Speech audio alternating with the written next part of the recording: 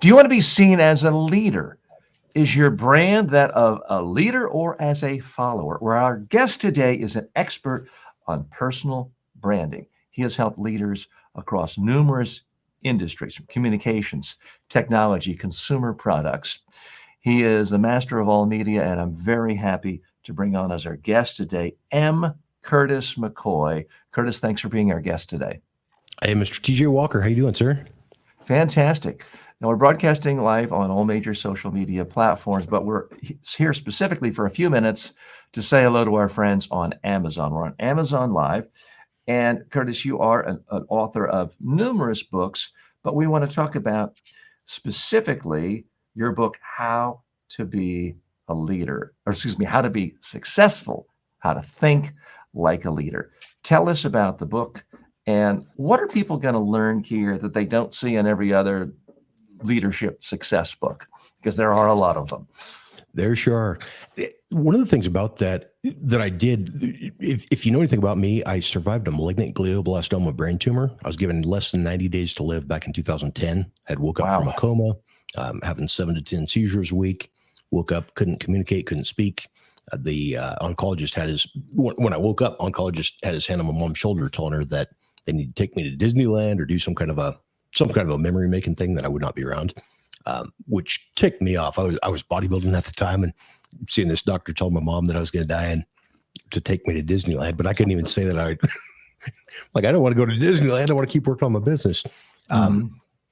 But so I wrote the book. It originally started out, it's the 4th book that I published, but I started by just trying to leave something memorable and meaningful for my mom after I passed away. Because the doctor's saying there is 0 chance of survival.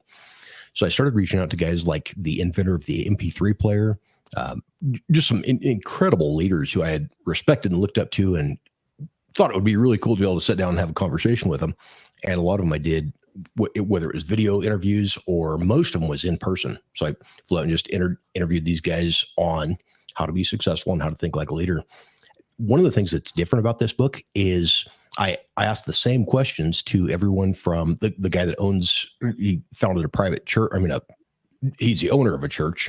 He's got a private hospital that, has been very successful there. Had the inventor of the MP3 player. Another guy was an ex-convict. He's multiple time convicted felon who had turned his life around and built successful businesses in affiliate marketing. But I asked the same questions on how they see life, how they view success, rather than just saying, like a lot of success books do, here's what I've done and here's how you be successful like what I do. There's not anything about myself in there really. It's these other leaders who are already crushing it and just seeing their insights. And it was cool to see how many of these guys have very similar viewpoints or very similar outlooks on life, even coming from, the ex-drug dealer to a founder of a church, and the guys having the same thoughts on success now. And what did they say that surprised you that wasn't already in the common literature from, the Think and Grow Rich? I mean, this is a very, very established niche of people interviewing successful people who all say things like, have goals, work towards your goals, surround yourself with people more successful than you and smarter than you. Don't spend your time on frivolous entertainment. What did you learn that surprised you? A lot of that was, when I interviewed a lot of these guys, there was a whole lot of them that had a profound faith in God, a faith that there is a creator, that there's somebody greater than themselves. It was kind of cool just seeing that their outlook, that, sharing their tips on success and then how they view the world. But it's neat seeing that, the difference, how some of the questions are so far off and others, almost all of them were exactly, real similar. But what else surprised? I mean, no offense, but there are billions of people starving to death who have a strong faith in God. And there are many atheists like Ted Turner who are billionaires.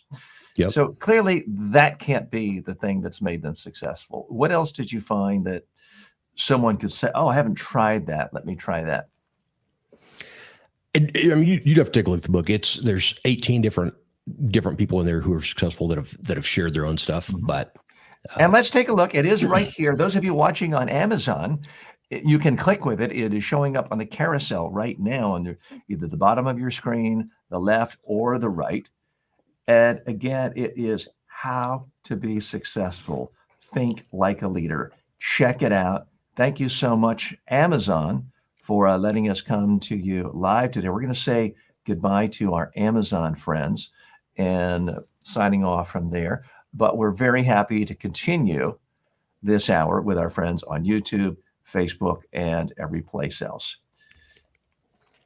Okay, so thanks. Now we can talk about anything and everything. And I want to bring up specifically your website, Newswire Magazine. You're the owner, the proprietor, and the editor of this magazine. By the way, if you want to know more about M. Curtis McCoy, we posted his bio, links to all of his social media right here in the description.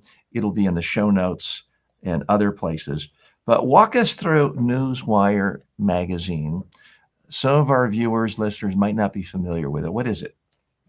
So Newswire Magazine, we interview a lot like you do, authors, entrepreneurs, motivational speakers, podcast hosts, anybody who's crushing it in life and business and helping others, and then get their message out there, share it to a lot of the audience. I mean, a lot of the articles have over 100,000 readers a month.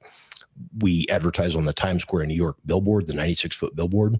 Got a show on Amazon Fire TV that we host, but it's all tied into that Newswire Magazine. Newswire launched in 1997. I bought the company in 2018, so I'm not the founder, but I've done a lot to try to improve after we took over. Mm-hmm. And how do you build audience for something like this? Because we do live in a world where anybody and everybody is a publisher, and there's success bias, and that, it seems like every day we read about some 11-year-old who started a social, whether it's YouTube or TikTok, and they now have 10 billion views. But the reality for 99.9% of authors, experts, entrepreneurs, business people is they create and spend a lot of time, and 6 months later, they've got 7 subscribers or 7 views. By the way, Rose Mosey stops in and says hello and says, wow, if you want to talk to Curtis, we have posted the links. You can actually join us right on camera, but you can also post your questions as well in the comments section. So I asked a disjointed question. How do you build audience for something like this? And then how more broadly do you help clients build audience? Because everybody's looking at the Gary Vaynerchuk's of the world, say, wow, this is easy. Let me just go on. And then they put a lot of time and effort and sometimes money and feel like they're just treading water and accomplishing nothing. So there's, with all media, any type of advertising, there's basically breaks down into 2 separate camps. One is earned media. The other is paid media. I'll be speaking the day after tomorrow in another state over in Waco, Texas, about earned media. Newswire Magazine, Amazon Fire TV, the other platforms that I run are all paid media. So I'm gonna give you some tips on earned media that are the opposite. I'm telling you, do not pay me. Don't sign up with a service like mine. If you have somebody reach out and tell you that you need to spend some marketing or some money on marketing, you've just launched a book, you're trying to get your profile out there, but you're not getting any real solid results yet. Don't pay them or me to do paid media if you don't have the backbone built. But I would say start by, just like TJ is here on this show, where you're providing value over and over and over and over again to the audience without asking anything in return. The more value that you put out. So if say you're a local electrician and you're trying to figure out how to brand yourself, instead of getting up and say, hey, this is Bob. By the way, we've got a sale on installing lighting fixtures, whatever your thing is. What if you were going out there and just every single day, you pull up your smartphone, do a quick video, how-to tips, or, hey, did you know by switching from, I'm not an electrician, but if you're providing valuable tips over and over and over again, and people start seeing you as the authority on your subject matter, then when it comes time to hire somebody, or when 20 videos down the road, you pitch whatever your offer is, now people automatically see that you're giving way more than you're asking for, and you'll be the guy that they hire. I mean, that's what I've tried to do. I mean, I've done all the mistakes you can make on social media, starting and stopping, being inconsistent, but I have been on YouTube since maybe 8 months after they started. And what I find the value is, quite often, is not that someone watches one video, calls up and says, hey, be our keynote speaker for $100,000. It's more of staying in front of existing clients. I mean, I had a major insurance company hire me to do 2 days of public speaking training last month. Someone I'd worked with 20 years ago, because says, TJ, I keep seeing all your tips on LinkedIn because I post everywhere. And that just happens to be where he is. So it can be a great way of staying in front of people. But many people start and they don't do it long enough. I mean, that's the value of my newsletter. I've done a newsletter once a week for 20 years. Is it the greatest newsletter in the world? No, but it's the most consistent in the media training niche, because most people quit after 6 months. Or with podcasting, people quit after 7 episodes. How do you coach your clients, customers, your people you work with to get over that hump? Because our society is filled with people selling quick fixes. Write a best-selling book this weekend. Become an overnight success. Have 1 million followers in 30 days. The reality is that basically doesn't happen to anyone. It takes years and years and years of in the trenches. Even Mr. Beast basically had no audience for 5 years, posting videos every day. So how do you coach your clients to really have the patience and the staying power? So now, again, I get my leads from helping people generate the earned media where I make nothing off of it. Same thing. I'm flying out to Waco to speak to this audience who is learning to start building their brand. I make nothing on that from any of the audience members. But my goal, if I can give some tips like that, just like you said, staying consistent, but not value over and over and over again, staying consistent. I'm on the opposite side of that spectrum where I work with the guys who are already crushing it in life and business and need that next level up where they don't know how to get on the billboards and those kind of things. That's where paid media really takes you to that next level. But so for example, if we were, do you mind if I give a tip, kind of a coaching thing on a podcast on how you can monetize if you're hosting a podcast right now and you've been doing it for 6 months? Okay. So let's say you've been hosting a podcast. I get this all the time as I'm a guest on other shows. And before or after the show, the guy starts talking to me going, yeah, I don't know. I'm thinking about turning in the hat. I've done 90 episodes and I've made nothing off of it. And they're trying to figure out how to get, how do you get the sponsorship? How do you start getting money from it? One of the easiest things that I see a lot of podcasters miss is having a dedicated landing page for search engine optimization. So where, for example, and I think you're already doing this, but say you've got, say the TJ Walker Show, you got tjwalkershow.com/guest name. So on us, quick thing, I know you do a lot with AI. One of the things that I've told people is a pretty easy way to get started is if you did this interview, you load the thing up to YouTube. So you just do a nice video interview, cut out the ums, uhs, filler words, whatever junk that you want in there, upload that to YouTube. Then take that, go down to the bottom left, click the transcribe button, use transcription button, copy that into ChatGPT or whatever AI service you're using.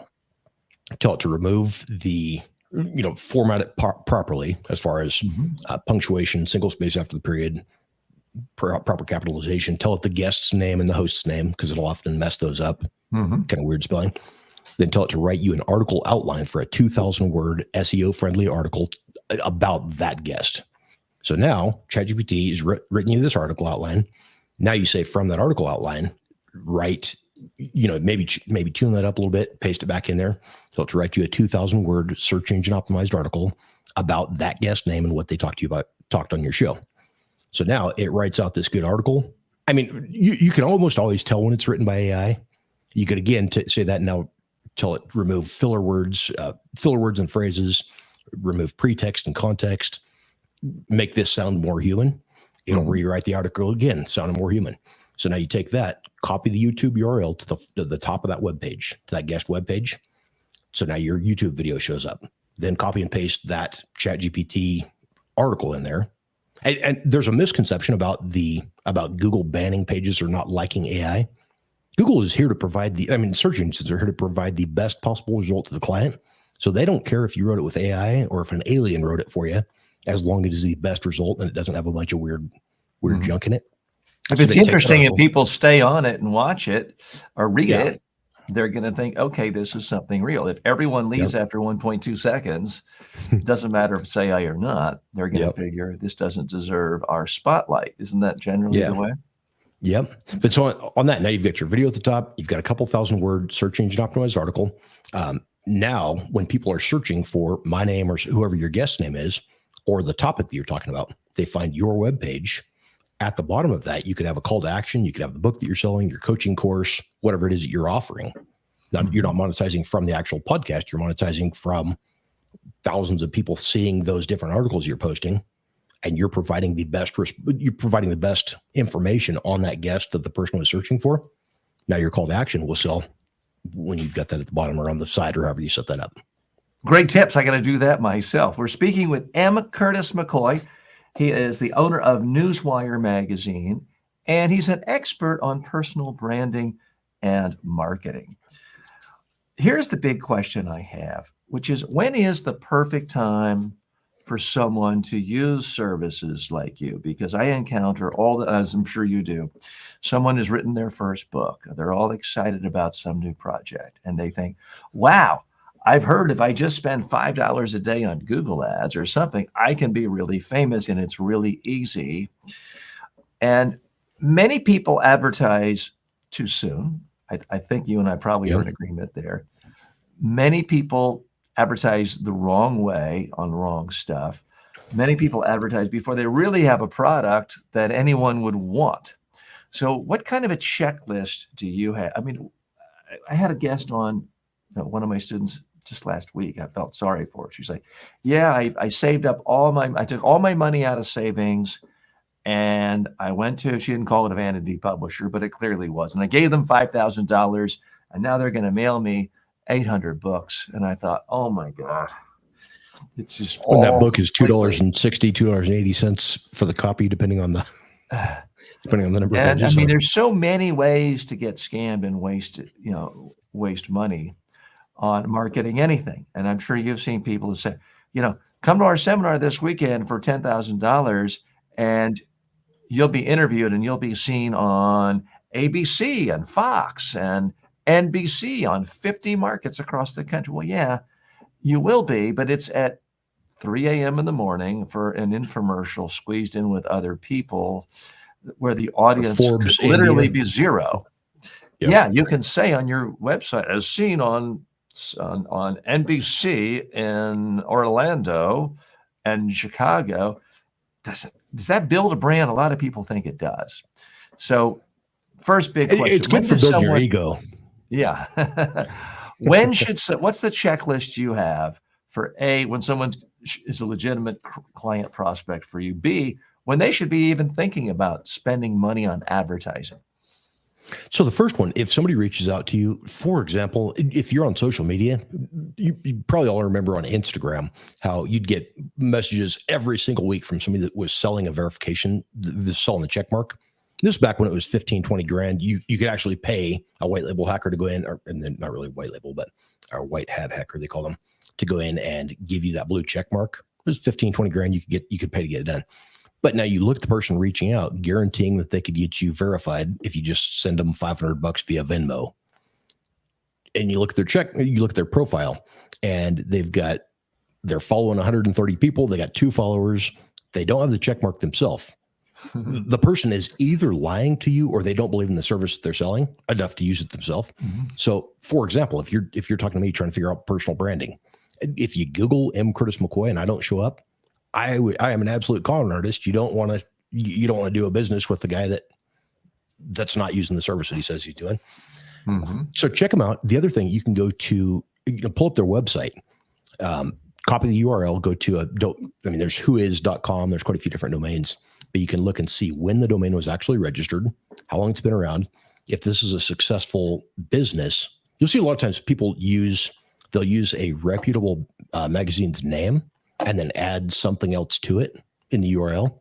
They're saying, okay, we're on Forbes Spotlight. By the way, I listened to you and I just did what you said. I Googled you, 3 million websites come up, but we do in fact see yours. We see nice looking images.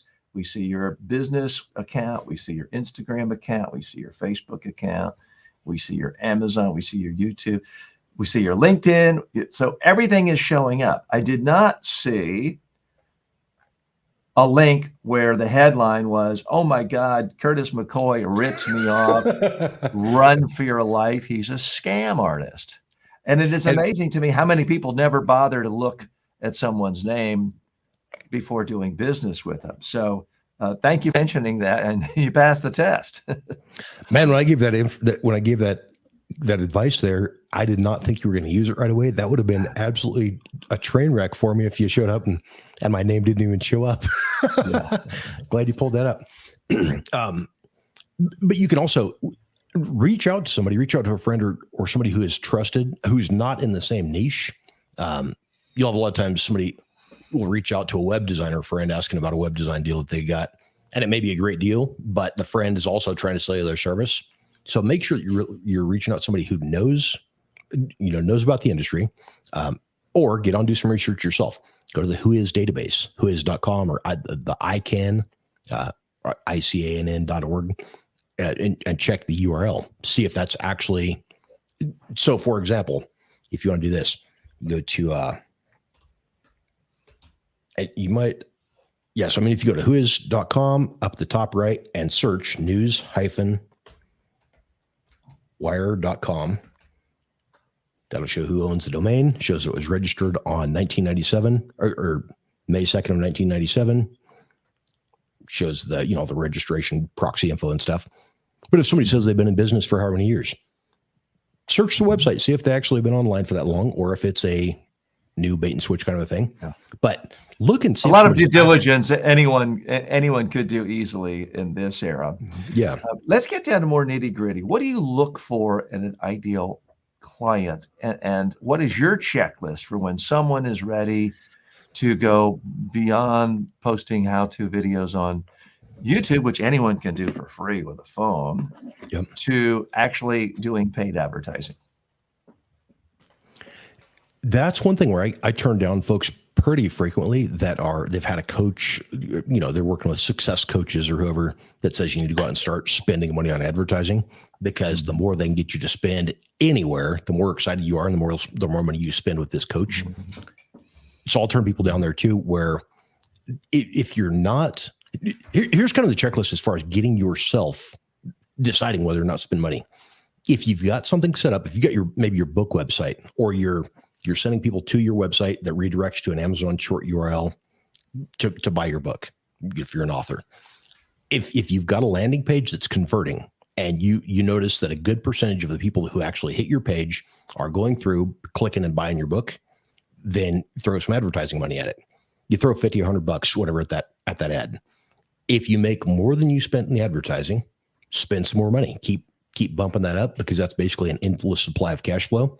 What happens most of the time, though, is they'll work with these success coaches who aren't successful themselves, except for collecting money from people that are paying them to learn how to be successful. But I would say, and I apologize too, I don't know if you know or not, but I survived a brain cancer, so my I get off track a little bit easy now. Well, you're doing very well and fascinating to us, so I'm enjoying the conversation. We very much appreciate your time. As you gather your thoughts, I'm going to practice what I preach and do some pitching here. Here is my book on how you can make your own clone, building an interactive AI video clone. This is the paperback. It's the hardback. There's an audiobook. It's available in Kindle. It's soon going to be available on every single platform in every format. It is available now via Authors Republic on 57 different audiobook platforms from audible.com. But I'm obviously excited about speaking as a communication form and speaking in person, whether it's keynotes, live training. I'm also very excited about the communication tool of online video courses. I have 250 courses and 10 million student enrollments around the world. But I happen to be most passionate of all things about digital cloning. I have a video clone, Curtis, and it's pretty much like talking to me, only it never gets grumpy, it never gets tired, and it's available at 2 a.m., 3 a.m., 4 a.m. when I'm sleeping.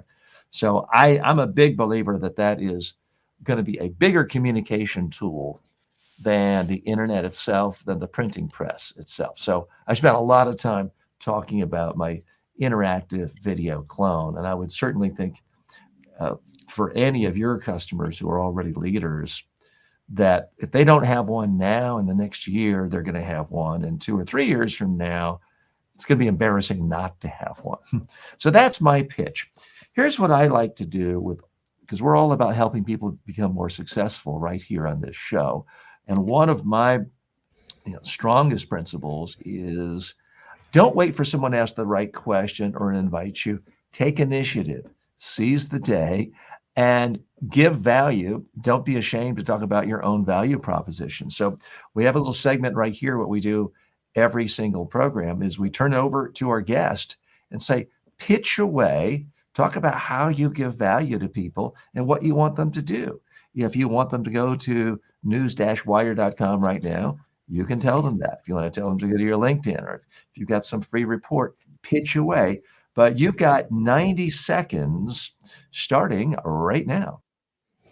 Perfect. Hey, so if you're listening to the TJ Walker Show right now and trying to figure out how to brand yourself, or maybe you've got somebody working for you that's doing the personal branding, you're getting out there daily on social media, but you need to really get your name out there as far as paid media goes. We can get you on the 96-foot billboard in Times Square, New York, put you on the cover of Newswire magazine, do an interview on Amazon Fire TV. Send me a message. Any social media platform, you can go to Newswire magazine, just Google Newswire magazine. You can get on any of the social platforms, but search M. Curtis McCoy. Send me a message. Tell me that you'd like to be featured, and also mention that you saw this on the TJ Walker Success Show. And I'll make sure TJ gets a little thank you gift for him, from sending you over. But yeah, get connected. And again, this is not for people who are just getting started with personal branding. But if you're already successful, you're already making money, you've got a funnel that's working and that's generating revenue. And if you just send more traffic to it, you can make more money. That's where we can come in and help you. Appreciate you, TJ. Great. Now let's not bury really the sort of the most important thing: a funnel that's working. Most people try funnels and never really succeed. I have failed numerous. I mean, every 5 years or so, I'll get all excited. I'll hire some marketing expert who focuses exclusively on online course creators, and I'll end up spending six figures. Every time it ends up being an unmitigated disaster. I have been very successful on existing platforms where they do the marketing, places like Udemy. But obviously there are people who sell on their own platforms and sell courses for, $1,000, $25,000. They've figured it out. Are you able to help someone who, let's say, has a really successful consulting practice, maybe a speaking business, and are venturing into products the first time, whether it's a course, whether it's a book or something else, and build their funnel to get it working and successful? No, I do not build funnels. I've got a developer on staff that's been working for me since 2006 or 7. Really sharp guy. The one recommendation that I'd have, there's a lot of stuff you can learn by yourself, build a WordPress site, install Elementor, some basic stuff to make a really great looking site. But you mentioned something that's completely different from what I typically focus on. I'll teach people to focus on owning your traffic. So maybe you're sending them to YouTube, say, hey, go watch this video on YouTube. But if you send them to yoursite.com, guest name, /guest name with the YouTube video on there, they still see the YouTube video, but now you own the traffic that's coming to your website. So if you're trying to build a funnel, there's all kinds of great funnel building software out there. But again, I would recommend doing that on your own website. You can install software, make sure that you're sending people to yourname.com or your URL rather than whatever the coursecreator.com / some random URL. Make sure you own the incoming traffic. Media landscape is changing every day, sometimes every minute. What worked, 20 years ago didn't work 15 years ago, doesn't work last. It's constantly changing. I mean, there was certainly, you and I are old enough to remember early 2000s, blogging was a big thing. Then things switched to social media. YouTube is still very successful for a lot of people, but it seems to be much harder to break in. Anytime you get in early on a platform, what platform are you most excited about? You mentioned Fire TV, and I've certainly heard of it. I've gotten pitched on it before. I've never actually watched it, to my knowledge, Amazon Fire, nor have I heard of anyone saying they sold a lot. How do you get the mix right between trying new media, because you never know what could be the next Twitter, and if you get in early, it's a gold mine, versus things that can be time wasters and, frankly, can just be, stroking someone's vanity? And I would ask you, like, related to that, what's the value of getting an ad in Times Square that maybe people see for half a second and forget? It's nice for my ego to say, hey, I've been in Times Square. How do you actually quantify the value of that, as well as doing something like Amazon Fire TV? That's a great question, and I love that you call out your guests. Like when there's something where, if I'm a guy that's selling, going, hey, I get you on Amazon Fire TV, and it's going to generate all these leads. I mean, not Amazon Fire TV. I mean, I can get you on the 96-foot billboard in Times Square, and it's going to generate these leads. Mm-hmm. I don't know that anybody has ever sold anything off of that. You'll see Reese's peanut butter cups advertises in between our ads real often.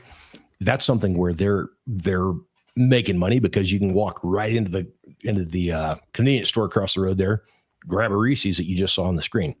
Somebody is typically not spending thousands of dollars because they just happen to see something one time on the screen.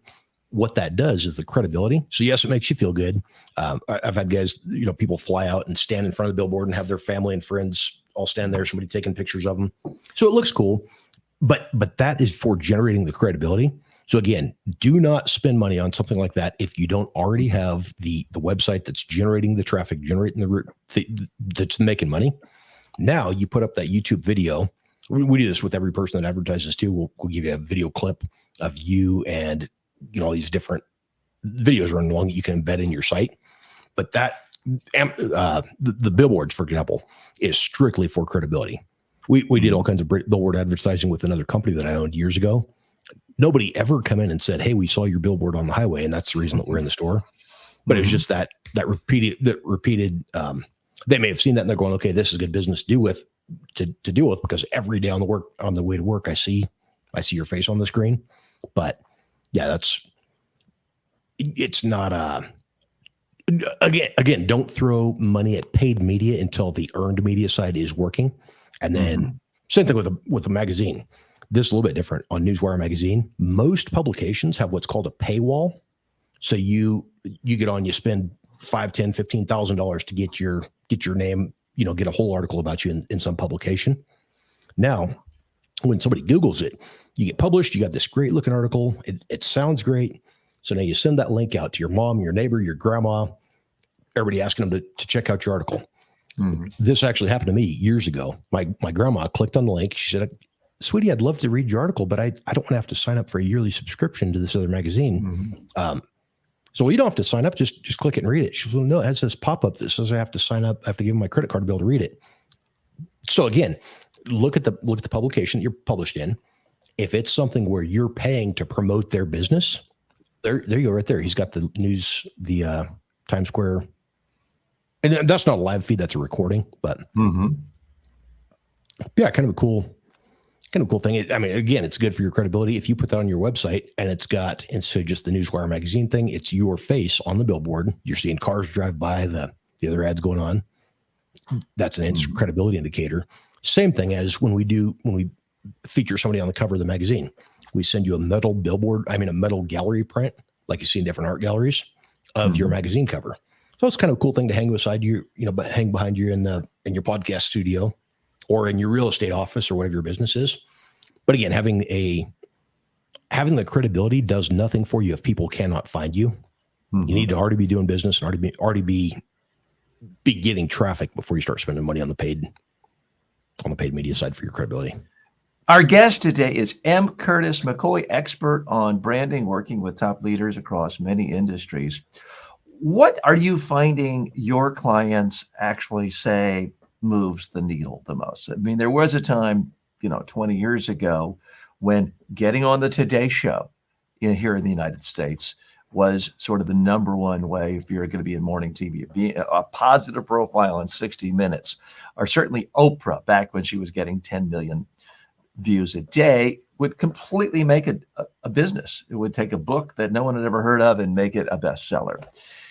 Media has fragmented so much that since then that it doesn't move the needle. And some wildly successful authors like Tim Ferriss, as far back as, I don't know, 8-10 years ago, was saying, hey, I can go on the Today Show. I don't really sell much of anything. I can go on a niche podcast like The Art of Charm, and I sell a ton more books than if I go on a big broadcast TV show. Are you seeing that trend with your customers and your clients? Certainly, a lot of top executives would love to go on Joe Rogan, but don't necessarily want to take the time to, fly to New York to be on the CBS morning show on a Saturday morning for 3 minutes.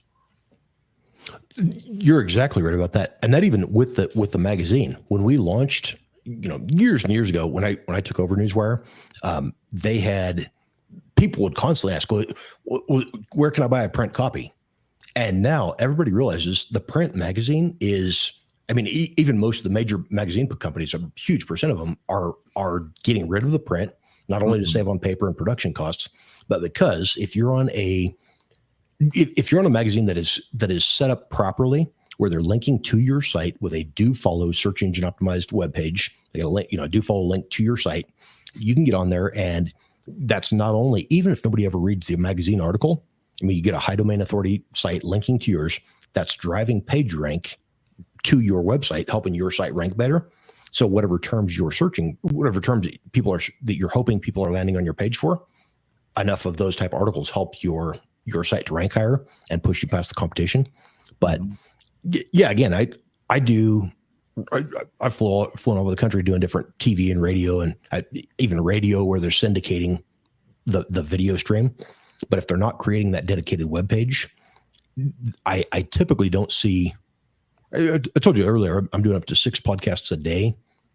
As a guest, I rarely ever see one that I actually get anything from being a guest on. But when I've got the guys that have done they've created the page, linked to the site, have landing page, optimized traffic, Google seeing that, like the TJ Walker show here. Now that's like driving traffic. And a lot of it's just throwing enough mud and seeing what sticks. And if you're not wasting money don't be paying for every paid ad that you can think of, or paying to be on blogs and stuff. But yeah, again, you get more out of now the sites that are keeping up with the trends and keeping up with what's actually working. And things do change constantly. Is there you've given us very specific, practical, tactical tips on how to do things like get more out of your podcast interview.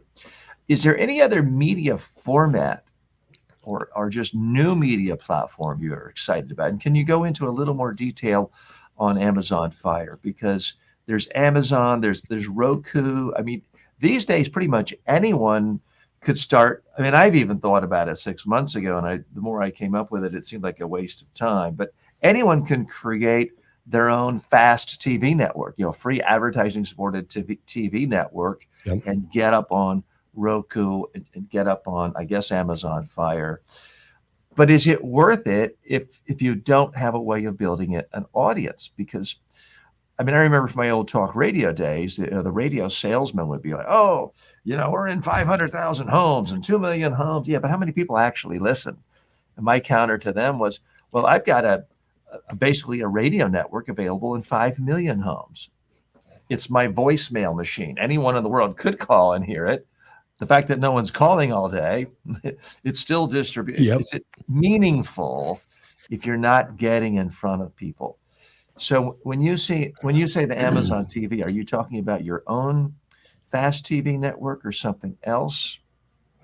So and that's a good question. Also, this is something I would recommend if you got somebody telling you, hey, I can launch you an Amazon platform. If you're not in a position where spending additional money is generating extra traffic, the difference between views on Amazon Fire TV versus YouTube, let me see here. Amazon's in 187 different countries, more than 50 million active monthly viewers. But if you're launching your own show on there, we launched this back in 2018, 2017. But for Amazon, if I was going to say YouTube free versus Amazon and the money that costs to have your own platform, I would absolutely choose YouTube. If they were the same price, if both of them were free, I would still choose the YouTube platform over Amazon, the paid Amazon Fire TV. More discoverability. YouTube is the second largest search engine in the entire world, owned by the first largest, Google. So there's no competing with that. But there's also people, we've got people on there. The last time I talked with the Amazon Fire TV rep, they said we had just over 150,000 viewers a month. So I have watched my own show one time on Amazon just because it was a cool interview and I wanted to show my family. But I own the show and I've watched the thing one time. But again, that's a credibility factor where if you're already generating the revenue, you already generate the media. Now you've got people can click from Amazon TV, click right through and get signed up or buy whatever they're going to buy from you. That's a cool feature. But if you're focusing on one or the other, do the free stuff. Just put the work in. If you're at a point where you've got enough money coming in from the work that you're doing, then you need to start doing the paid media and scale up there. That's kind of like the story with the you get the lawyer out and mowing his lawn, cussing and kicking the grass, and then flipping the stupid mower so damn hot out here, and he's ticked off, pushing the mower back and forth. The neighbor comes up and he says, "Hey, why are you out here mowing your grass?" "Well, it's got to be mowed. Somebody's got to mow it." He's like, "Well, how much do you charge an hour as a lawyer?" $100 an hour, $150 an hour. "Okay, now the neighbor boy mows my lawn for $15. Is it worth your time to be doing $150 an hour to waste your time when you could be out making money?" Same thing with the paid media. If you got a business that's already successful, you're not trying to learn another platform. You're not trying to figure out how to do all this yourself. You could do what I'm doing, but if you're in a position where you're successful and you're already making money, pay an expert who's already making it work and has been for years, like the lawyer who could go make more money doing what he actually likes to do instead of mowing his lawn. Mm-hmm. Back when I had a house, I learned that very quickly. I thought, I'm not going to be like all these lazy people around here, too good to mow their own grass. That lasted about a week and a half. So I could definitely relate to that. What's your take on the state of paid advertising? I mean, for so long, Google ads seemed to be the consensus of the best, most cost-effective way. Some people say Facebook ads are the best. Gary Vaynerchuk famously is doing arbitrage of always looking for the least expensive advertising and does, to his credit, he gets it right early on TikTok before anyone was talking about it. Yep. But for pure just paid ads on Google, Facebook, TikTok, what do you think is most effective for people right now? It completely depends on whatever your price point is on what you're selling. So if you're selling a couple $1,000 coaching session, or if you're selling retreats that are $5,000 to go out and do these entrepreneur retreats, you can spend a lot of money on advertising with a very low CPC with very high CPC or CPM, a high cost per acquisition there, and that's just fine. Say you have to have 100 people look at the site and one of them finally buy. That makes it pretty easy. If you're selling a book, let's say you're doing an Amazon Kindle book, promoting that, you're selling it for $2.99. You're making $2.06. I mean, it depends on the number of pages and stuff. Say you're making $2 profit per book sold. Now, if you're spending $1 per view there, say you're spending 50 cents a view and you get 4 people look at it. If you don't have at least 26% of your entire viewers buy that book from the ad that you just spent, you're losing money. You cannot ever spend enough to get to get back in the black. And if you can get a 26% purchase rate, you're probably the most successful advertiser of all time. You probably shouldn't be writing books. You should be running an ad agency. Is it even possible to advertise a book successfully long term and make money from the book? Certainly, there are people who have a, not this book, but they have a book of, how to launch your hedge fund and become a billionaire. And they're selling services to hedge funds. So they don't mind losing $10,000 a month on advertising because every client they get gives them $1 million of revenue.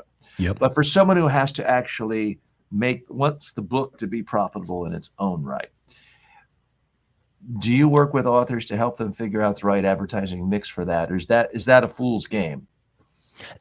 I will, but again, if you're in the process of writing a book right now, I would absolutely never recommend writing a book to make that your profit center. The chances that book, like I said, I'm publishing my 5th book right now, and the chances that I'll ever make $1 off that, if you look at I don't know if you can look up the Amazon ads history, but we had a cap, a $10,000 a month Amazon ad budget on that 4th book that I launched.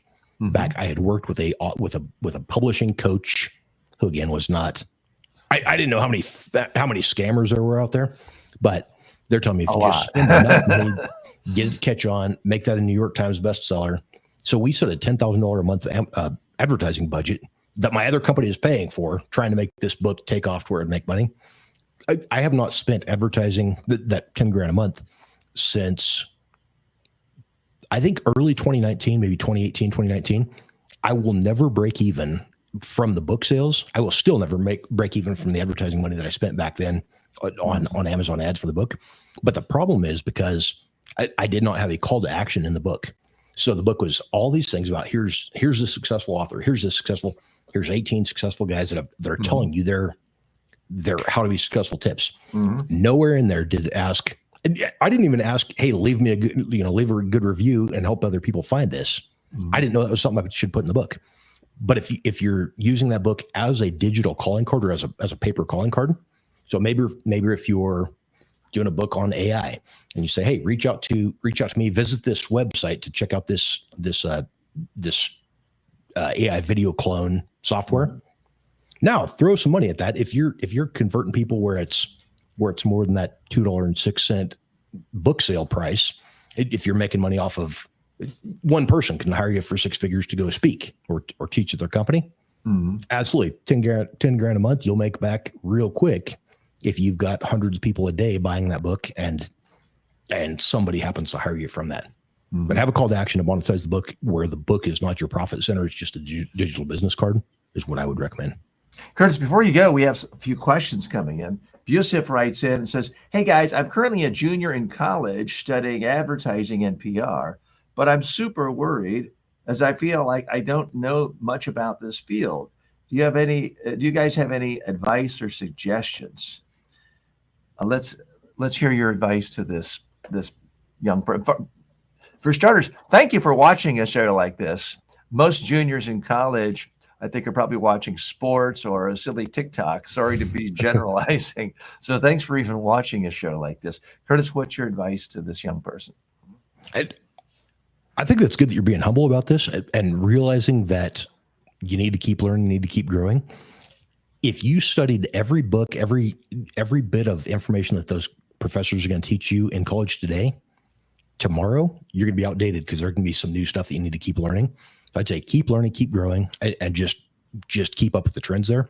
If I ask somebody who is an internet marketing expert 2 years ago what to do today, most of the stuff they tell me is going to be wrong. So just keep learning. And that's really awesome.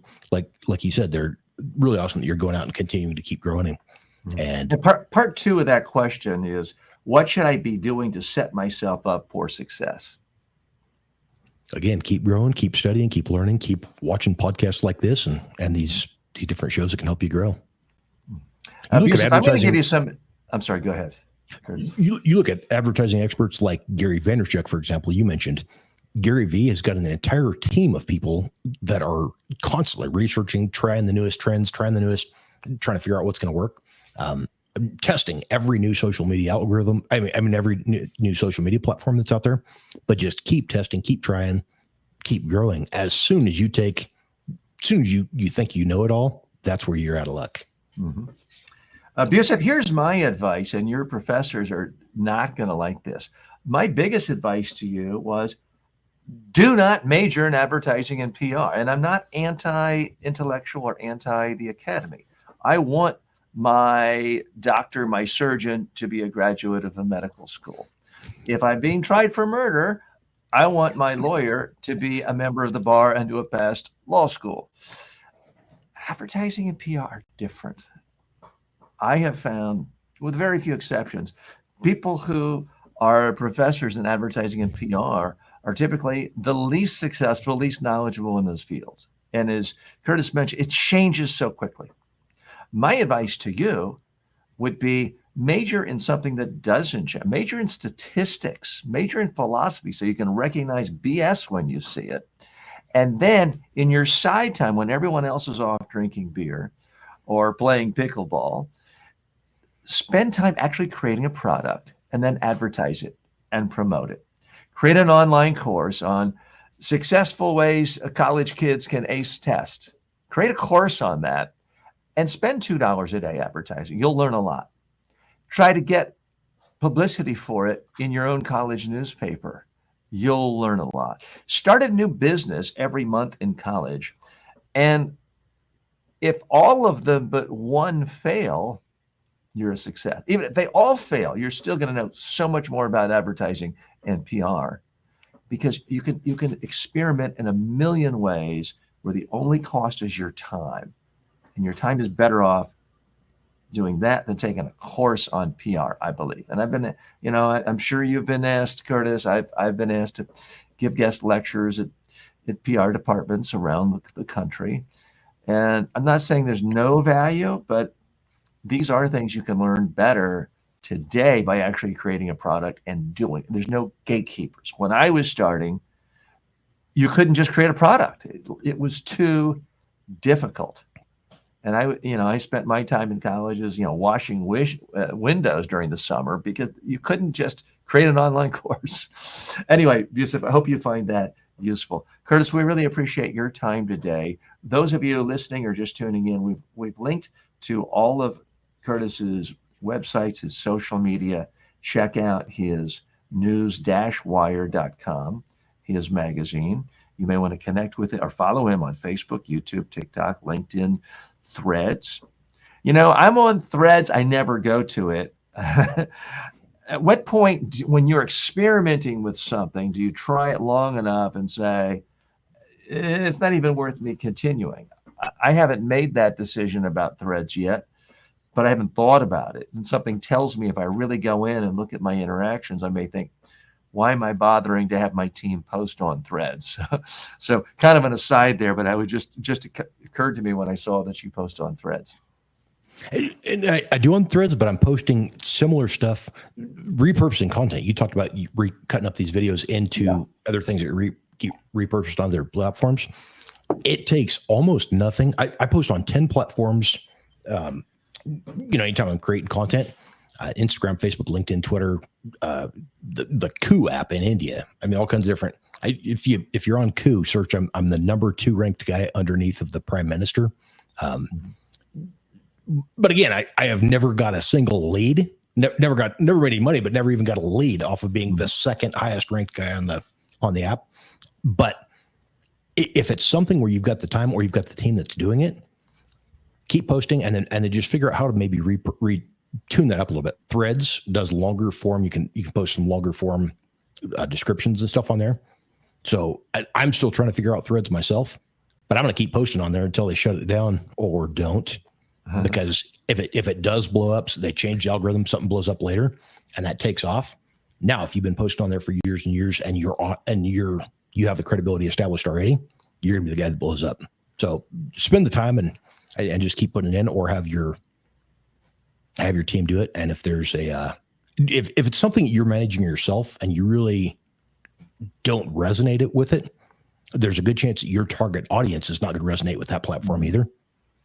So, for example, you're a coach trying to get on TikTok and do the stupid dances to get viewers, your potential client is probably not on TikTok watching those type of videos. And if they see you, that's just going to cut your credibility. But figure out how to do what's best for your audience on each of the platforms. And I assiduously avoid dancing on TikTok for that very reason.